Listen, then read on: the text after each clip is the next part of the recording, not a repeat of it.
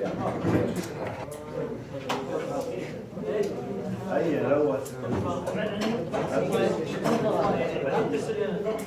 شباب خلاص في فرق نقط اي ثابت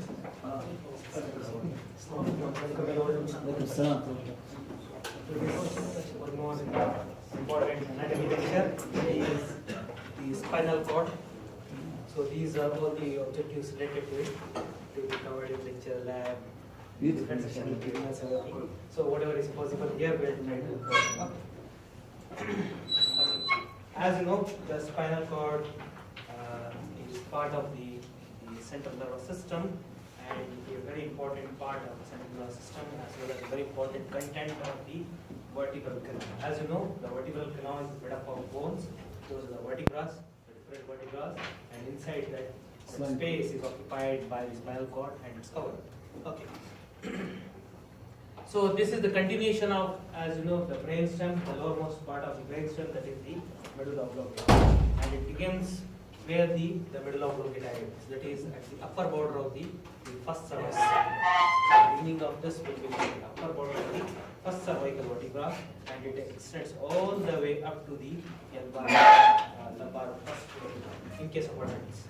But in case of the children, because the vertebral column is not very much well developed by that stage, so the spinal cord looks longer, even though it is not long, but the level, compared with that of the vertebral column, the vertebral column is short in case of children, so this spinal cord looks longer and goes extends up to the level.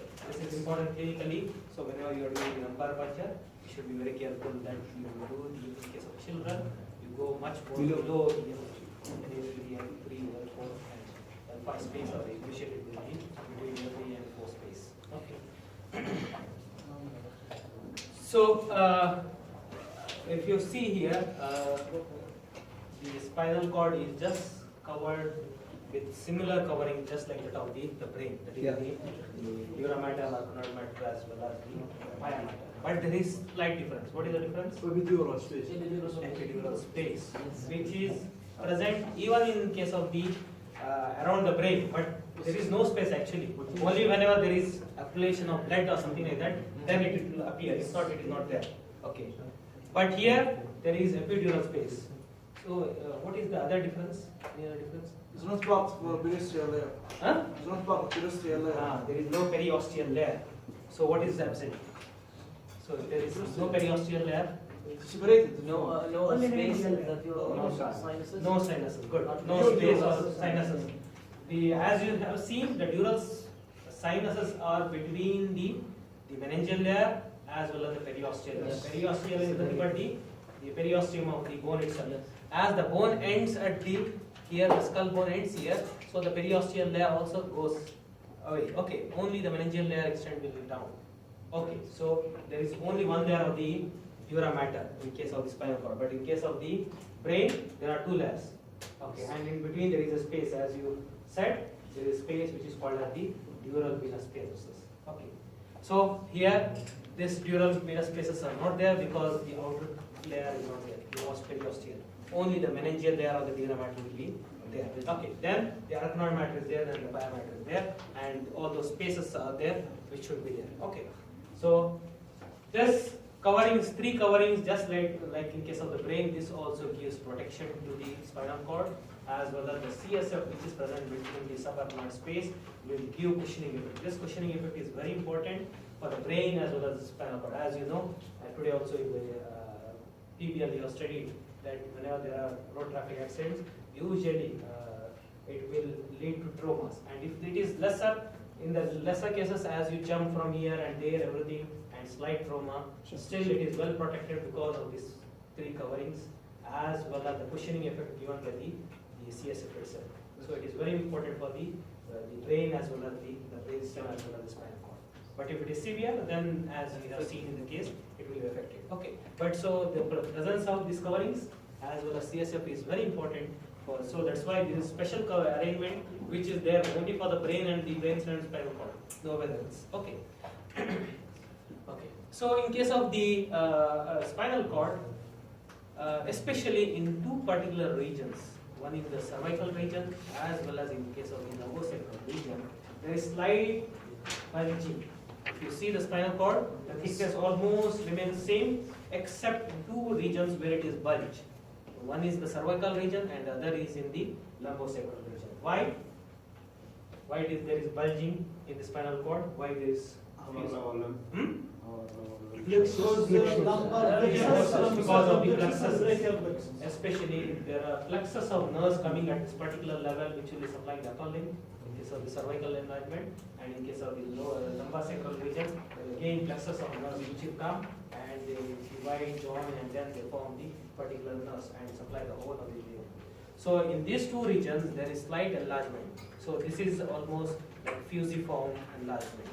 Fusiform enlargement of these two regions, and this is called as the cervical enlargement, where the brachial plexus will come, as you said, and in case of the lumbosacral region, where there will be lumbosacral plexus, where there will be slight dilatation, fusiform shape, bulging of the spinal cord. If not, in the remaining part, if you can see there, so it is almost same size. Okay. This spinal cord, as you see, it will go down and extends up to the L1 level. As I said before, even the pia mater, if you see, is totally adherent. Whenever you see the brain stem or the spinal cord, usually it will be along with the pia mater. It is very difficult to strip unless they have done dissections in our specimens or something like that. If not, it is very difficult to separate the pia mater from the brain stem as well as spinal cord. Here also it is totally adherent. So wherever the spinal cord ends, even the pia mater ends at that particular level. Okay, and it is in the form of a cone. It looks like a cone, right? Ice cream cone. So that's why it is called as conus medullaris. Conus medullaris. The ending of this spinal cord as well as the pia mater at this particular end, where it forms a cone shape at the L1 level, then it's called as the conus medullaris. But the part of the pia mater doesn't end here. It extends from this cone, tip of this cone extend downwards up to the sacral vertebrae. Okay, as a thin membrane. This is called as phylum terminae. This is called as phylum terminae. So the pia mater, even though it has to end here at the conus medullaris, because it is totally adherent to the spinal cord, but a thin membrane from this conus medullaris extends up to the sacral vertebrae. Okay, then this is called as the phylum terminae. If you take a section of the spinal cord, so this is the looks with this arrangement. As you know, in case of the brain and the cerebrum as well as cerebellum, the grey matter will be outside and the white matter will be inside. But here, in case of the spinal cord, it is reversed, and grey matter is inside and the white matter is outside, and the grey matter is in the form of head-shaped structure. Butterfly. Okay, or butterfly. Okay, it looks like butterfly or head-shape. Okay, and as you know, these grey matter as well as the back, these are called as horns. Horns. They look like horns of a deer or something like that. So that's why it is called as the horns or columns. Okay. So this is called as the anterior grey column, the front on both the sides, or it's also called as ventral. What this? Okay. Ventral grey column. Ventral or antral. Why ventral? Motor. Anterior. Huh? Ventral. What do you mean ventral dorsal? In case of animals, we are right, okay, anterior and posterior and ventral dorsal are same. Okay. But in case of animals like this, which is anterior? Ventral. So it should be down. So whichever comes in the front, so that will be called as anterior, whichever is the dorsal. But in case of human being, ventral and anterior are same. But in case of animals, you have to see. So to generalize the term, they are used the term ventral and dorsal. And cow then? Cow? Coda and the cranial. Cranial and? Cranial caudal. Okay, there are different many anatomic terms. Okay, so we're not talking about the caudal means towards the tail. Okay, cranial means towards the head. Okay, so that is head and down. Okay, so we're talking about anterior and posterior. Okay, so ventral or anterior grey column, and this is the dorsal grey column or the posterior grey column. So you should not get confused with ventral dorsal with anterior and posterior. Okay, so here they have mentioned anterior. So you should know anterior means ventral grey column. Okay. Then similarly we have the posterior grey column. Okay. So apart from these two columns, in case of the thoracic region, there is an additional gray matter which is biology, that is called as the lateral gray column. One. Autonomic. Sympathetic chain. Okay, for the origin of this sympathetic chain. So there will be additional. So it is present only in the thoracic area. We should remember. So whenever you take a spinal cord section, if you see this lateral gray column, then you can clearly say it is thoracic. Okay. So this is the typical feature of the thoracic region. Okay. Okay. So these are called as columns or horns. Okay. In case of these gray columns, they are as you know, the gray matter is made up of these cell body neurons. Okay. Yes. So especially in case of the anterior, this will be called as the anterior horn cells. Similarly, posterior horn cells and other things. Okay. So in between, these are two halves. On either side, this gray matter, and on the other side there is two halves.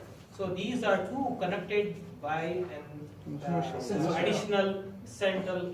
There is central canal in the center, which is continuation of the fourth ventricle, and around that there is gray matter. This is called as the gray commissure. You see here, it is mentioned as gray commissure, which is nothing but the connection between the two horns on either side in the central, around the central canal, and the center by the gray matter. This is called as the gray commissure. Okay. The two either horns on either gray matters on either side. Okay. Then you said there is central canal. So as I said, the central canal is continuation of the fourth ventricle. How many ventricles are there? Four ventricles. Which are those? Lateral. Okay. So they are not four, they are five. Okay. Okay. There are two lateral ventricles, the third ventricle, fourth ventricle, and in the lowermost part, this central canal continues down into the spinal cord and ends as terminal ventricle. Terminal ventricle. Okay. So two lateral ventricles, third ventricle, fourth ventricle, and the terminal ventricle, which is in the spinal cord, lowermost part of the spinal cord. Okay, near the conus medullaris. Okay. So that is lesser important, so we usually don't mention, but it is there. Okay. So this is called as the terminal ventricle. And as you know, the central canal will be having this CSF and lined by the ventricles. Okay. Coming to the white matter, you are seeing now this is the gray column. Now we are supposed to see white matter. Okay. White matter, as you know, white matter is made up of what? Tracts are there. Okay, very important. Whenever you study if there is any injury tract, then these are the most important regions. Okay, so this white matter will be filled with lot of axons or the bundle of axons. These are called as the funiculus. Okay, so whatever white matter is present behind this dorsal gray column, this will be called posterior. Whatever is present in front or medial to the ventral, that will be called as anterior funiculus. Similarly, which is present on the lateral side, this will be called as the lateral funiculus. So funiculus means nothing but the bundles, tracts, okay, bundle of fibers or tracts. Okay, so they are posterior, lateral as well as the anterior. Okay. Now coming to the spinal nerve, some features of the spinal nerve, how exactly the spinal nerve is formed. Okay. The spinal cord gives rise to a lot of spinal nerves. These are the spinal cord and these are the spinal nerves which are coming on either side. So the spinal nerves will be in pairs. Okay. This had two roots. One is called as the anterior and posterior root, or it is ventral and dorsal. So it has two roots. Okay. So this will be the anterior or the ventral and the dorsal root on behind. Okay. Each root is an aggregation of not a single nerve, or it should be not one rootlet, but there are multiple rootlets which form together one nerve. So if you see here, each root is an aggregation of number of rootlets. If you see here, this is one root, but it is aggregation of so many rootlets. These are called as rootlets. Okay. So these rootlets are joining together to form a single root. Okay. So they are coming from one part of the spinal cord. Okay. That whole part from where all these rootlets join together to form a single root, this is called a spinal segment. Okay. What is spinal segment? It is nothing but a part of the spinal cord from where all the rootlets join to form a single nerve. So that part of the spinal cord is called as spinal segment. Okay. So How many pairs of the spinal 31. nerves are there? 31. 31 pairs of spinal nerves. So how many pairs of the spinal segments are there? 62. Huh? 31. Yeah, for each. 31. For two Nerve pairs, will one. be, huh? For each two pairs, there is one segment. 2 pairs means on either side. Okay, Yeah, one yes. pair, one So pair. yes, Okay. one pair. So on either side, here as well as here. This whole thing is called as one segment. Yeah. Okay. This whole thing, wherever the nerves are coming, nerve rootlets are coming to form a single nerve. That whole part of the spinal cord is called as segment. So there are 31 segments of the spinal cord and 31 pairs of spinal nerves. How many vertebrae? 62. Vertebra, no. 31. Huh? 31. 33? Okay. 31. 31? The cooks made 3 or 2. Huh? Yes. The Was- cooks made 3 or 2. Okay. Or 4. 4 even, yes. Okay. I think 34. Okay. 7, 12, 5, 5. 4. The cooks as Musab said. Huh? Cervical 8, thoracic 12. Number 5, cervical 7 7. Cervical? 7. Cervical 8. 8. 7. 7. Thoracic You are 12. talking about vertebrae or nerves? Vertebral. Vertebrae 7? 7. لا cervical different. Yes. Okay. So there are 31 pairs of spinal nerves. Okay. Okay. Out of this 31, 8 are cervical. We are talking about nerves now, not Yes, vertebrae. yes, yes. Okay. Concentrate on the nerves. 8 pairs of cervical nerves, 12 thoracic, 5 lumbar, 5 sacral, and One. 1 coccygeal. Okay. Yeah. So 31. Yeah, vertebra. Now we have to compare so that we can remember. Okay. What about the cervical vertebrae? How many cervical vertebrae? 7. Okay. So there are only 7 cervical vertebrae. Even though the nerves are 8. Okay. Which are more, vertebrae or nerves? Nerves. No, Nerves vertebra. are In general, Huh? vertebra in general. No, I'm in general, total. All. Vertebra. Vertebrae are more. Okay. Okay, we'll see. Because they said 33 or 34. Okay. So we'll see. Even though the vertebrae are more, here the spinal, cervical nerves are more. 8 cervical nerves, 7 cervical vertebrae. Okay. Only 7 vertebrae cervical, but 8 pairs of cervical nerves. Okay. The thoracic or 12?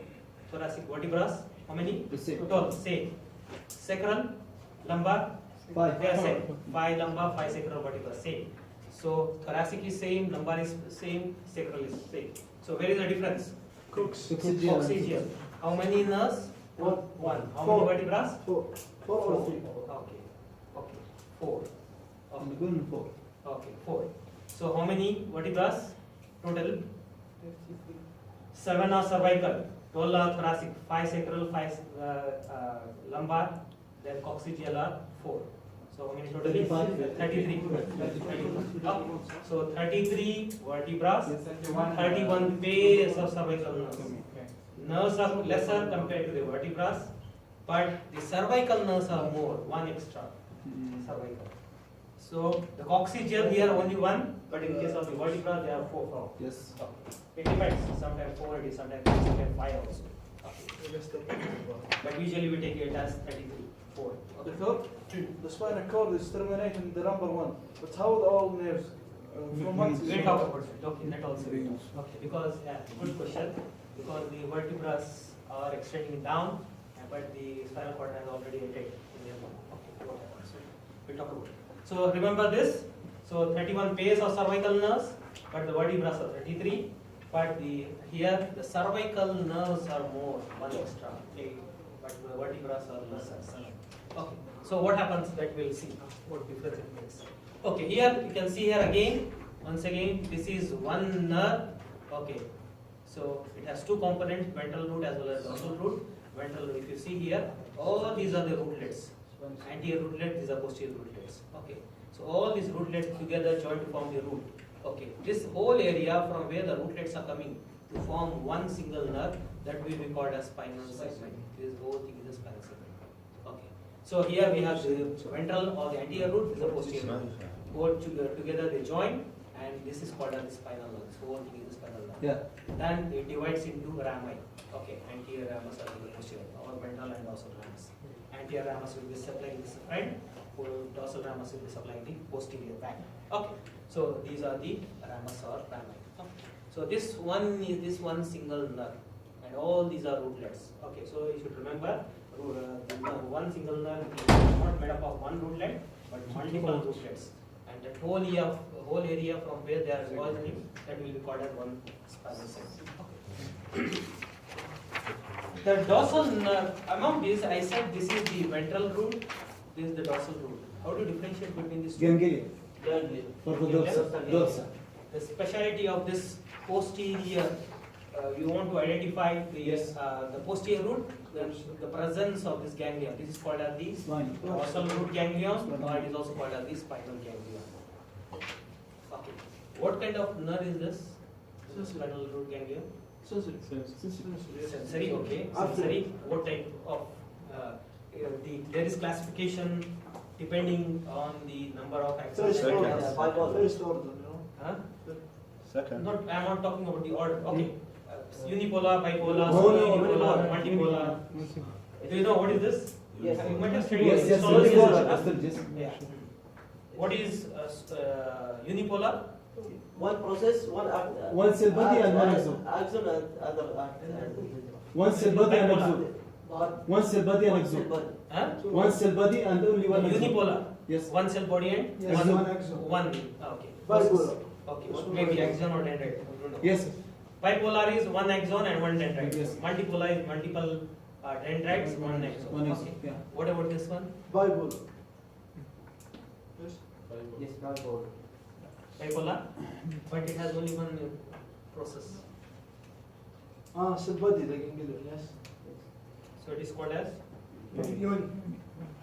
But we said this for the ganglion as multiply how can I say, collection of cell body of peripheral neuron. yeah. So it has to be more than one or even more than two. Because it's What is the collection. typical feature of spinal ganglion? This is called as pseudo-unipolar. What do you mean by pseudo-unipolar? It's not a true. Yeah, it is not single process. Mm. It actually comes as a single. This is the cell body, the single process, but it divides into one axon and one dendrite. Yes. Okay, so that's what is called as pseudo-unipolar. If you are not studied, just go through. This is a typical feature of this. A typical example of pseudo-unipolar is spinal ganglion or dorsal nerve root ganglion. See the what, doctor? Hmm? See the what? Pseudo-unipolar. Pseudo means false, Yes, yes. unipolar. Falsely it is called as unipolar, it is not unipolar. No neuron is unipolar unless they are typical. Again, they are specific. See. Okay, so the dorsal nerve root can be identified by this ganglion. Whenever there is ganglion, then you can identify this is the dorsal nerve root ganglion. So it is sensory, as your friend said, and the other root will be the motor root. Okay, one sensory, the posterior will be dorsal root will be, or the posterior root will be sensory, and the motor root will be anterior. Okay. So there is a swelling in the dorsal root ganglion, but a dorsal nerve root ganglion or spinal ganglion. Okay. As now you said that because the spinal cord ends at L1, but this vertebral column is long. Okay. So this is because of the developmental difference. Now we want to identify if there is a nerve coming out. Which nerve is this? Okay. Because at L1 the spinal cord ends, but the nerves are coming still. They are going down and they are coming out. If you see this picture previously. Okay. See here. The spinal cord has ended, but the nerves are still coming out. Yes. So how do you identify which nerve is this? Okay, so for this there is a formula. Okay, so this is the formula. So whenever you are talking about these spinal nerves in the cervical region, you should add one, except the first one, C1 come immediately. This is the first cervical vertebra, and with the C1 nerve, it goes above. All other will come down below it. Okay, so you should add C1 plus 1, this is the C2. Okay, so in the cervical region, it will be added with 1, then it will give the level of the vertebra. In case of the upper thoracic, they still descend. Here they are coming directly, but as it comes thoracic, they have to descend more and then come on, descend more. So at this upper level of the thoracic region, you have to add 2. But in case of the lower thoracic, we should add 3. Okay, so when you add 3, then you get to know which nerve is coming out at that particular. If you want to see which nerve is coming at each section. Okay, because the spinal cord ends above, but the nerves are coming still down and down. So if you want to count which nerve is this, then you have to add 3 specialties of these. So, Doctor, can you give us example for the last one? Which one? Uh, Spinal. no. Okay. If you are talking about one particular level, L3 or something like that. L3, okay. Okay. So if you want to identify at the L3 which nerve is coming, L6. L6. Okay, Oh, something like that. Okay. In case of now, going back to the coverings, you have already seen the 3 coverings: the dura mater, acromion, and the pia mater. And the very important space you are talking about, especially in case of the spinal cord, is the epidural space. This space, as I said, is present even in the brain, but it is not actually present anatomically. Only when there is some blood or something goes out in between, then you can see that space. If not, there is no space. But in case of the spinal cord, there is well-defined space. This is a very important space for the clinicians. Okay, this epidural space, because there are many drugs which are given through this space, like the anesthesias. They give it in the epidural. Sometimes even the painkillers, especially in case of the chronic backache and other things, they give this space, the drugs in these spaces. Okay, so this space is between the dura mater and the vertebra. Okay, this space filled with lot of fat. How do you identify? This space is very narrow space, and when you are passing the needle, even slight going deep into it can directly injure the spinal cord. So it will be very complicated, okay, of giving injections at this particular level, and to identify which level it is there, which covering has come across, or in which space you are there. So it is difficult, especially if you are in subarachnoid space. Immediately as soon as you go into the subarachnoid, they will be using of this CSF. Yes. Okay. Similarly, there are techniques which you will learn if you become anesthetic, especially in case of the epidural space. There will be when you are passing the needle, it will be rested. As soon as you enter the space, it will be freely moving. Okay. So in that fashion, that needs training, other things. Okay. So when you go deep inside, immediately into the epidural space, the resistance is not there. Suddenly it start passing. But you should be very careful. Even slight extra power will lead to during or going into other spaces. So training will